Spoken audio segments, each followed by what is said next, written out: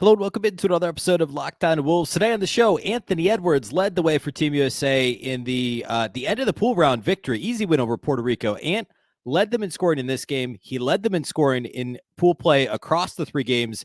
We'll talk about that game. We'll break it down. Also, what's upcoming next for Team USA? It's all upcoming on the show today. Welcome in. You are Locked On Wolves.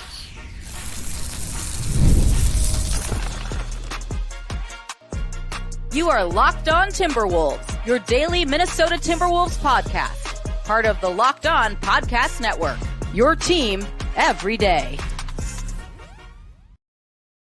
Hello and welcome to the Locked On Wolves podcast, part of the Locked On Podcast Network, your team every day. My name is Ben Beecken. I'm the host of Locked On Wolves. Today's episode is brought to you by Game Time. Download the Game Time app, create an account, and use the code LOCKEDONNBA for $20 off your first purchase. Terms apply. Happy Monday, everybody. Hopefully you had a fantastic weekend. Team USA is moving on to the quarterfinals and will take on Brazil on Tuesday afternoon. Today's basically going to be the post-game pod from the blowout win over Puerto Rico on Saturday. I want to talk a lot about Ant. He led the way in scoring in this game. He led the team in scoring average over the three games in pool play, group play. So I want to break down that game. We'll treat it kind of like a Timberwolves post-game pod with obviously a bit more focus on Ant himself, but I will do studs and duds. And then a couple of notes here at the end. ESPN had an off-season moves, I guess more of a draft-centric article that I want to talk about a bit toward the end of the show today. So we'll do all that today. A big thank you here off the top for making Locked On Wolves your first listen every single day. Of course, this show is free and available everywhere. That includes YouTube, as well as wherever you listen to podcasts, you can find the show. You can also watch on the Locked On Sports Minnesota app on both Roku and Amazon Fire TV. All right. So Team USA, easy win against Puerto Rico last week. Of course, it ended up being a relatively easy win against Serbia last, I guess it was last Sunday. And then in between, there was the win over South Sudan. Both of those games, they ended up pulling away. Kind of the same thing against Puerto Rico. In fact, it stayed closer longer in that game than it did in the other two. On Saturday against Puerto Rico actually had the lead after the first quarter. This was a 4-point Puerto Rico lead. They led by as many as 8, I think it was, midway through the first quarter before a bit of a push at the end of the first, including a nice coast-to-coast finger roll from Anthony Edwards to bring Team USA to within 4. And then really midway through the second, this was still a neck-and-neck game. There were a couple of lead changes midway through the second, and then Team USA just absolutely turned the afterburners on at the end of the first half. And, most of the distance was created. They ended up leading by, I think it was like a 17-point game at halftime. And it all happened like right around the time Ant was still on the floor. He's been playing like the end of the first quarter, first part of the second quarter. He left about midway through the second quarter after Team USA had pushed ahead. And then the lead exploded when Ant was on the bench. But Anthony Edwards, I think, was clearly one of the keys to building the lead. I think he had 10 or 12 first half points. So he did more than half his damage in the second half when the game wasn't really all that close anymore. However, I don't want that to get lost. Even though half his points were when the USA was up 20 plus points in the second half, he was a big part of Team USA. Remember, they were down midway through the second quarter, and he was part of the push to put them ahead.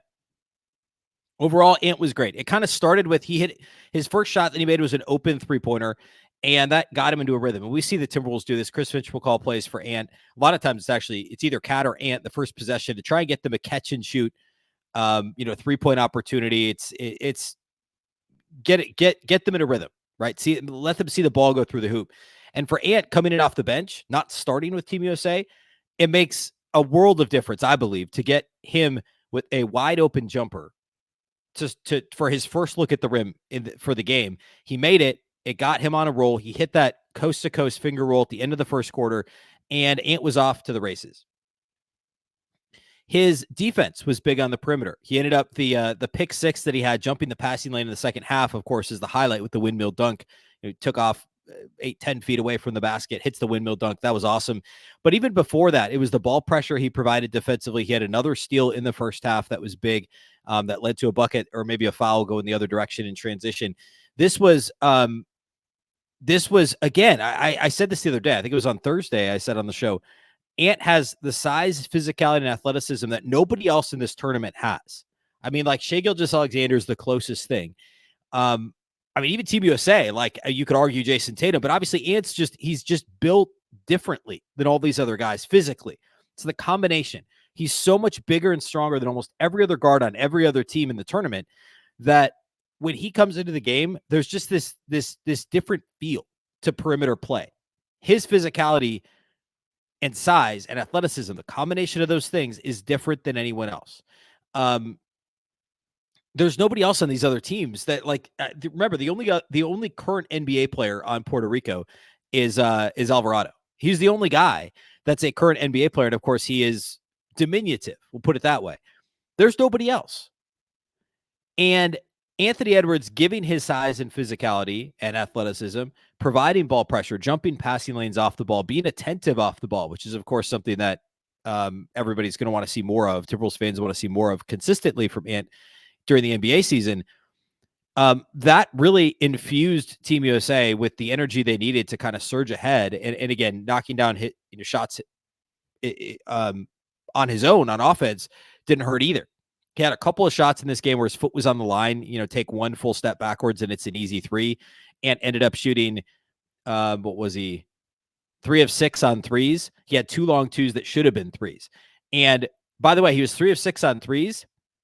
He was 7 of 9 on 2-point attempts in this game.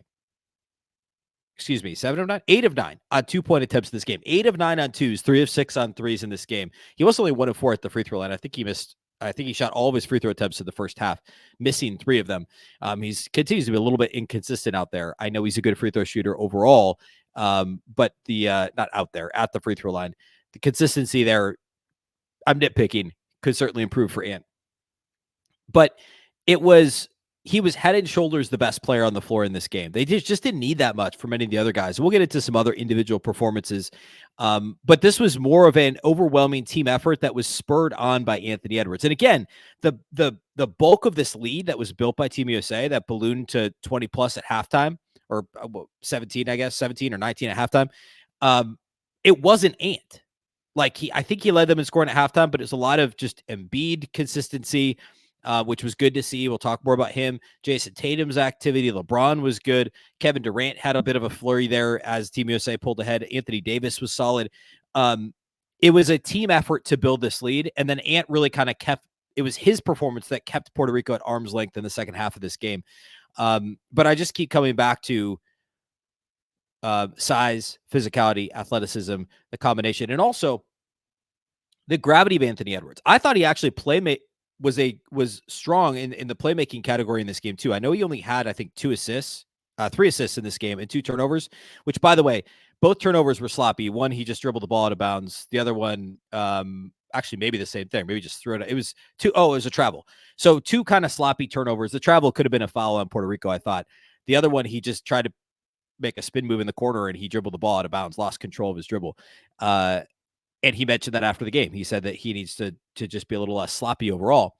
But even though it was only 3 assists, it was the typical gravity that Anthony Edwards provides. And even on a team where everybody else on the floor effectively is an all-star, when Ant's in isolation, and they did clear out for him a bit in the second half when he was kind of the hot hand and the game was basically all decided. But even before that, when he has the ball on the perimeter, opposing teams are so attracted to him, so drawn to him, that it's opening up these cutters. And when Ant puts the ball on the floor, hits a turnaround, or goes to hit a turnaround, jumps up in the air, he can make that jump pass to a cutter baseline to somebody beating their defender back door that turns their head because of Anthony Edwards' gravity. Those things have been impactful for Team USA as well. And it's so weird to say it on a team that has Steph Curry and LeBron and Kevin Durant, but because of Ant's ability to drive to the basket, it's his gravity that makes the biggest impact.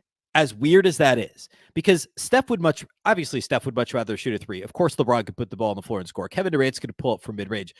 Jason Tatum is really the only other player for Team USA that's a consistent threat to score from all 3 levels. The other guys all can. I'm not saying LeBron and Steph and Devin Booker can't do it, but those guys are more comfortable on the perimeter and at this stage of their careers, are more comfortable shooting the turnaround from mid-range or shooting the open 3 or shooting the 29-footer. Whereas Ant, he'll happily put the ball on the floor and bulldoze you.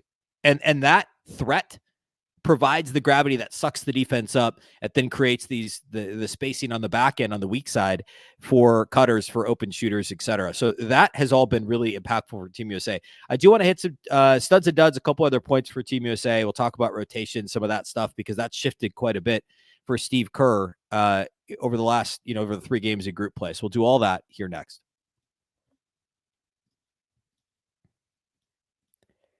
Today's episode of Locked On Wolves is brought to us by our friends at eBay Motors. Passion, drive, and patience. The formula for winning championships is also what keeps your ride or die alive. eBay Motors has everything you need to maintain your vehicle and level it up to peak performance. Superchargers, roof racks, exhaust kits, LED headlights, and more. Whether you're into speed, power, or style, eBay Motors has you covered. With over 122 million parts for your number one ride or die, you'll always find exactly what you're looking for. And with eBay Guaranteed Fit, your part is guaranteed to fit your ride every time or your money back. Because with eBay Motors, you're burning rubber, not cash. With all the parts you need at the prices you want, it's easy to make your car the MVP and bring home huge wins. Keep your ride or die alive at ebaymotors.com. Eligible items only, exclusions apply. eBay Guaranteed Fit only available to U.S. customers. Thank you once again for making Locked On Wolves your first listen of the day. For your second listen, enjoy the Locked On NBA podcast. There is no offseason in the NBA, and Locked On NBA provides daily basketball analysis from national and local experts in 30 minutes or less. No one keeps you as informed and entertained as Locked On NBA.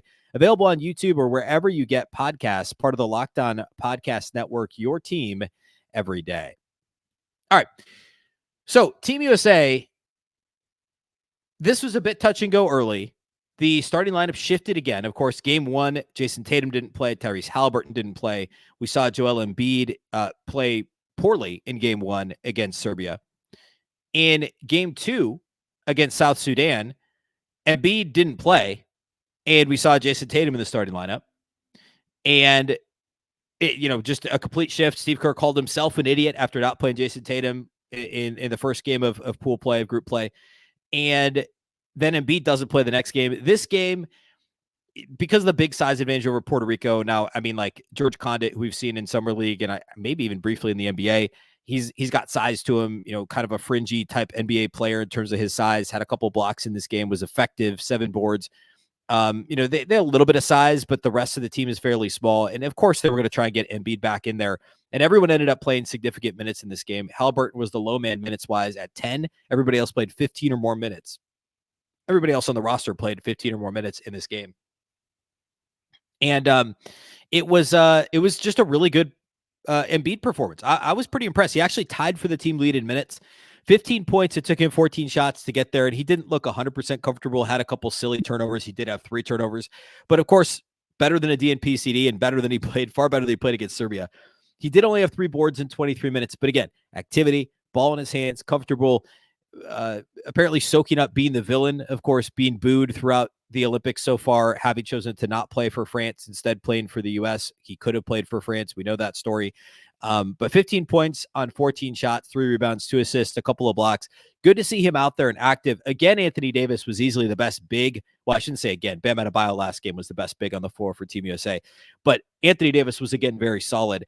Has not taken on a high usage role. It's been his interior presence defensively has been the bigger, I guess, benefit. And then also sometimes if he's on the floor with Embiid, he's going to draw a smaller matchup, and Anthony Davis can eat that up. He scored a couple times in the post in this game and got to the line for 4 free throws, making all of them. So good performance from the bigs. And Steve Kerr, rotation-wise, I think is pushing all the right buttons so far. He did a good job of getting all these guys involved at some point in 2 of the 3 games. Nobody else saw their minutes get trimmed back too much. They didn't need much LeBron in the second half of this game. He still ended up with in 18 minutes.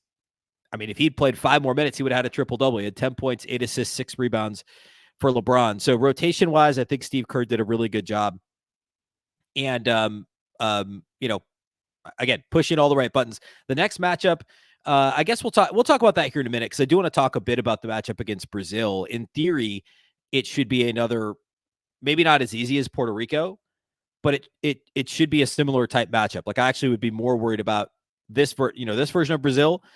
Obviously Serbia is a better team, and even South Sudan, who unfortunately did not get to advance. They had a tough matchup against Serbia that eliminated them in the final game of group play. But South Sudan would worry me more than Brazil. So we'll talk more about that in a second. Studs and duds. Of course, Anthony Edwards, a stud, 26 points on 15 shots. We talked about this, 3 of 6 on threes and 8 of 9 on 2-point attempts in this game, 1 of 4 at the line, 3 assists, 3 rebounds, a couple of steals, and a couple of turnovers. Both steals ending up in or being converted ultimately into points for Team USA. One of them, that pick 6 with the windmill dunk. Really good perimeter defense again for Ant, which has been kind of the flying under the radar thing that has really helped this team. And I talked at length earlier about all the different aspects of his size, physicality, athleticism. Every single matchup until we get to Team Canada, there's going to be a clear matchup for Ant versus anybody else he's playing on the other team in terms of their guards and wings. And that, like, the windmill is going to get the highlight. The 3-pointers are going to get the highlight if you're just flipping on NBC or ESPN. The thing to me that has been a separator is all the other stuff on the perimeter because of his size, the gravity, the ball movement offensively, but also the defense, the point of attack defense from Anthony Edwards has all been really significant in my opinion. I'm going to go Anthony Davis with another stud for me in this game. I thought he was key to the Team USA run. And again, his interior defense disrupting things for Puerto Rico. He had a couple of blocks. He also had 10 points, 6 rebounds, 3 of 4 shooting for Anthony Davis, 4 of 4 at the free throw line. 6 boards, 3 assists, 2 blocks for Anthony Davis in this game. And also 0 turnovers, by the way, in 15 minutes. Again, not a high usage player so far in the Olympics for Team USA, but when he has the ball, he's efficient and he scores. He's making all the right decisions with the ball in his hands. The defense to me has been more impactful. He had the second fewest minutes played on Team USA, but I would give him a stud in this game. And then I would give, I mentioned LeBron earlier, but I'm going to go Jason Tatum because he led the team in rebounding. He had 10. Nobody else had more than 6 boards for Team USA in this game. 3 assists, 2 steals, 4 of 9 shooting, missed both of his 3-point attempts, but was physical in the paint, had an offensive rebound, nearly had a tip dunk on that, only 1 turnover in 23 minutes, tied for the team lead in minutes. So good to see him after the DNPCD in the first game of group play, get a bit more involved in game 2. And then in game 3, got the start. And again, I guess he started in game 2 against South Sudan, but turned in a 10-10, 3-2 game, which is really nice to see. LeBron, if I had a fourth stud, it would be him. 10, 8, and 6, as we talked about, 4 of 6 for the field, 2 of 3 at the line, missed his only 3-point attempt, a block, only 1 turnover, very physical and active in this game once again. Notably, Team USA only committed 7 fouls in this game, and nobody had more than 1 personal foul on Team USA. Puerto Rico only committed 15 fouls. This was a fairly clean game. Puerto Rico only attempted 6 free throws, Team USA 20. But again, it's the physicality, it's the size. We saw this in Serbia, South Sudan. And, there was some loud complaints from the coaching staff of South Sudan afterwards about the free throw disparity. But the more physical team is being rewarded thus far in Olympic play. And that's generally the case for FIBA, for international play. And that's happened so far in the Olympics. Team USA has certainly benefited from that to this point, from that development. All right, let's close by talking the matchup against Brazil, what to expect there. And then the brief ESPN insider article about rookies and offseason moves related to rookies. We touched briefly on something similar last week, but this is a different piece. So we'll do that.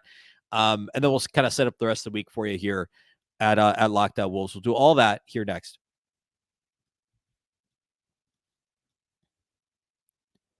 Today's episode of Locked On Wolves is brought to us by our title sponsors over at Game Time.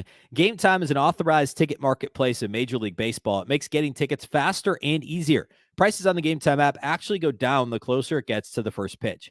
With killer last-minute deals, all-in prices, views from your seat, and their lowest price guarantee, Game Time takes the guesswork out of buying MLB tickets. You can save up to 60% off buying last minute for anything. It's not just baseball, and it's not just sports either. Concerts, comedy, theater, etc. All of the above you can get over at Game Time. They also have flash deals. You can save even more with exclusive in-app deals on select seats ahead of the game or the event. You can check out seat views as well. Get a panoramic view from your seat in the app before you buy, and their lowest price guarantee means if you think you find a better price somewhere else, Game Time will credit you 110% of the difference. Take the guesswork out of buying MLB tickets with Game Time. Download the Game Time app, create an account, and use the code LOCKEDONNBA for $20 off your first purchase. Terms apply. Again, create an account, redeem the code LOCKEDONNBA. That's LOCKEDONNBA for $20 off. Download Game Time today. Last minute tickets, lowest price guaranteed.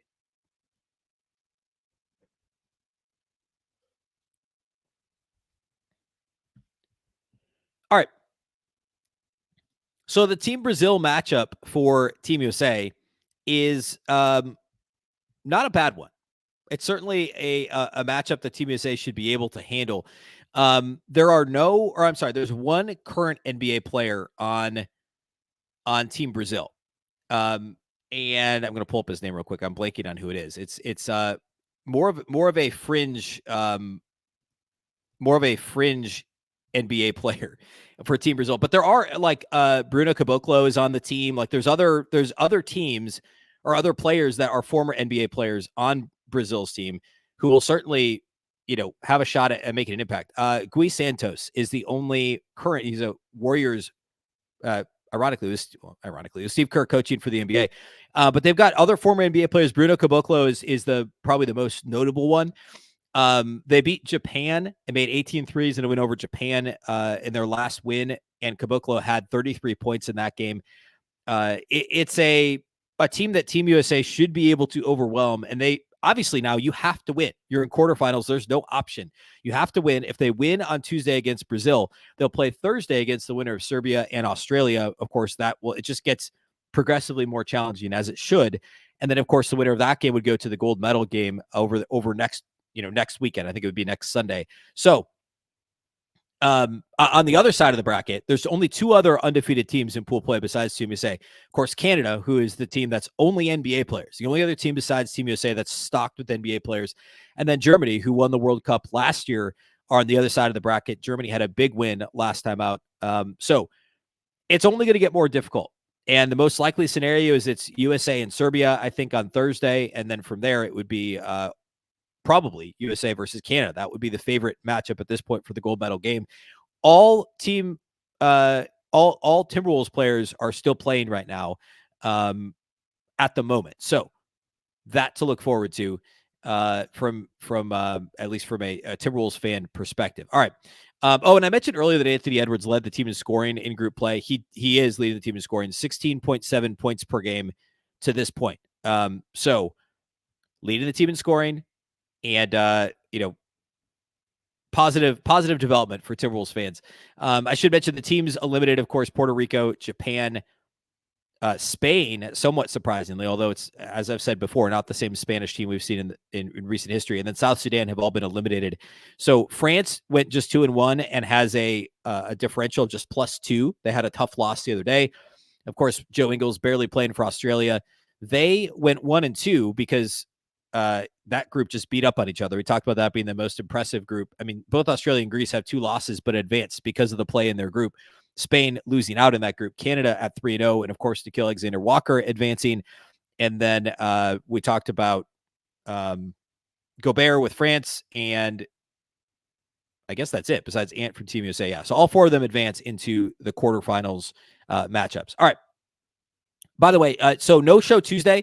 I should say this. We're going to Monday, Wednesday, Friday, starting right now. I'll do a show Wednesday. It'll be the post-game pod, and the YouTube video will post late Tuesday night. Team USA plays 2:30 p.m. Central on Tuesday in the quarterfinals against Brazil. So Wednesday's show will be a straight just post-game pod. We'll talk about Tuesday's game, and then if they win Tuesday, they'll play again Thursday. So then Friday's show will be another post-game pod. It lined out really well this week to do post-game pods immediately following each of Team USA's games. Of course, we'll keep an eye on Timberwolves news. If anything were to happen, we'll talk about that on the show as well, which that's what I want to close with is just some really quick, brief Timberwolves stuff. Over on ESPN, they put together a executives debating Rookie of the Year best picks of the draft so far. And so there was a poll of 20 NBA executives and scouts done by Jonathan Giovanni and Jeremy Wu over at ESPN. Several questions that didn't involve the Timberwolves at all, but one of the questions was which rookie will prove to be the draft's best pick. Out of 20 people, 7 picked Reid Shepard of the Rockets. We saw the Timberwolves do a good job limiting him, at least making him inefficient in Summer League a couple of weeks ago. Rob Dillingham did get 1 vote, along with several other players that got 1 or 2 votes as the draft's best pick. The draft's biggest reach, surprisingly, two people picked Rob Dillingham as the draft's biggest reach, which really shocked me because, like everything I had seen and heard following that pick was, hey, if he was 3-4 inches taller or 20 pounds heavier, and 20 pounds heavier, he would have been a top 3 pick because he's arguably the best offensive talent maybe the side of Reid Shepherd in the entire draft. So I was a little bit surprised that two people said that as the draft's biggest reach. And then the draft's biggest steal, nobody answered Dillingham, which maybe isn't surprising because he was picked kind of right in his range. It's just the Wolves traded up to get him. But Terrence Shannon Jr. got 3 votes. Number 1 was Bub Carrington of the Wizards with 5 votes. Khalil Ware of the Heat got 3 votes, tied with Terrence Shannon Jr. TJ got 3 votes as the draft's biggest steal. And then I'll read just what it says here on ESPN written out. Shannon's explosiveness and defensive playmaking stood out in Las Vegas, with his first 2 games in particular leaving a good impression. He had 25 points against New Orleans, 19 against Indiana, multiple blocks in both games. His slide to the 27th pick could give Minnesota a useful bench contributor next season. And, of course, that tracks with everything I've said about TJ Shannon. His ability in transition, turning defense into offense, is kind of that 9th, 10th guy, the Troy Brown Jr.-esque role from the beginning of last year, with the opportunity to earn more minutes depending on how, what Joe Ingles looks like and what his ability is to play regular minutes. I think Joe Ingles is being sold short a bit. I know he wasn't like outstanding for Orlando last year, but the dude still played 19 minutes a game. And how many minutes are there with the 9th spot in the rotation? Like, Dillingham's going to get more than that. So yeah, TJ Shannon's going to get a shot, but I think sitting here right now, he's probably the 10th guy in the rotation, fighting with Josh Minot for minutes. We talked about that before. And of course, that's something we'll come back to as we move through the summer here, but, we'll see. I'm very curious. And I'm going to go on Locked On Fantasy Basketball, record that show here soon with Josh Lloyd. We're going to talk a little bit about the Wolves rotation. And that's one of the things I kind of have flagged is like that 9th man spot, 9th, 10th man. Joe Ingles, TJ Shannon, Josh Minot are probably 3 players for two spots there on a nightly basis, but it could kind of rotate depending on matchups and things like that. So overall, though, TJ Shannon, certainly as a steal at 27, I mean, he was in the running for Naismith Player of the Year when the legal, issues cropped up in December last year. He was, I think, one of the top 2 or 3 scorers in NCAA basketball at that point, in men's basketball in December. And of course, then missed 6 weeks or whatever, came back strong, played well in the tournaments, and was a bit of a surprise given that his legal issues were cleared up shortly before the draft, that he slid as far as 27. I thought he'd be kind of right around 20 is where he'd be picked. So anyway, 3 executives out of the 20 surveyed, tied for 2nd in terms of most votes for which rookie will turn out to be the biggest draft steal was TJ Shannon. All right. That's all we have for you today. As I said earlier, Team USA, 2:30 p.m. Central on Tuesday against Brazil. We'll do the postgame pod Wednesday. The YouTube video will go up late on Tuesday evening, and audio will post early Wednesday. We'll do the same thing following Thursday's game. If Team USA does advance and play either Serbia or Australia on Thursday, we'll do the post-game pod late Thursday on YouTube, and then it will post early Friday on audio. That's the week for you. We'll be, of course, Monday, Wednesday, Friday throughout this week, keeping an eye on any Timberwolves news that comes up as well. That's all we have for you today here on the show. Big thank you for making Locked On Wolves your first listen every day. Of course, this show is free and available everywhere. Wherever you like to listen to podcasts, you can find this show. You can also watch on YouTube and on the Locked On Sports Minnesota app on Roku and Amazon Fire TV. Of course, you can also follow on Twitter at Locked On T-Wolves, and also at my account, which is at Beecken with 2 B's, 2 E's, CKEN. Of course, the Locked On Wolves podcast is part of the Locked On Podcast Network. Of course, you can check out the Locked On NBA podcast over wherever you listen to podcasts as well. The season never ends there, providing national expertise with a local perspective. You can find the link to Locked On NBA in the description of this show, so you don't need to search. It's part of the Locked On Podcast Network, your team every day, just like Locked On Wolves is. Of course, the Locked On Network is your local experts on all the biggest stories. Once again, I'm Ben Beecken. This is the Locked On Wolves podcast, and we'll catch you next time.